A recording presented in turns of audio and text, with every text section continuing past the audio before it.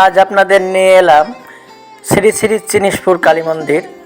এটা বাংলাদেশের সনাতন ধর্মাবলম্বীদের অন্যতম একটি প্রাচীন পুণ্যতীর্থ ও ঐতিহাসিক স্থান।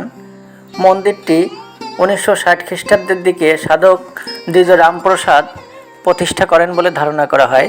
তিনি ছিলেন নাটোরের রাজা রামকৃষ্ণ রায়ের জ্যেষ্ঠ ভ্রাতা। রামপ্রসাদ চিনক্রম নামক এক বিশেষ তান্ত্রিক সাধনা করতেন, যা থেকে এলাকাটির নাম হয় চিনিসপুর। মন্দিরের মূল আকর্ষণ হলো প্রায় 1 একর জায়গা জুড়ে থাকা বিশাল একটি প্রাচীন বটবৃক্ষ, যার নিচে সাধক রামপ্রসাদ পঞ্চমুণ্ডী আসন স্থাপন করে সিদ্ধি লাভ করেছিলেন।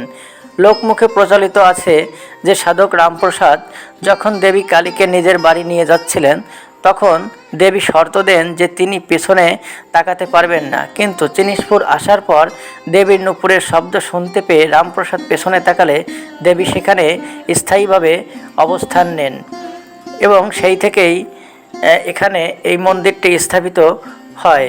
প্রতি বছর বৈশাখ ও জ্যৈষ্ঠ মাসের প্রথম অমাবস্যায় এখানে জাঁকজমকপূর্ণভাবে কালী পূজা আয়োজিত হয়।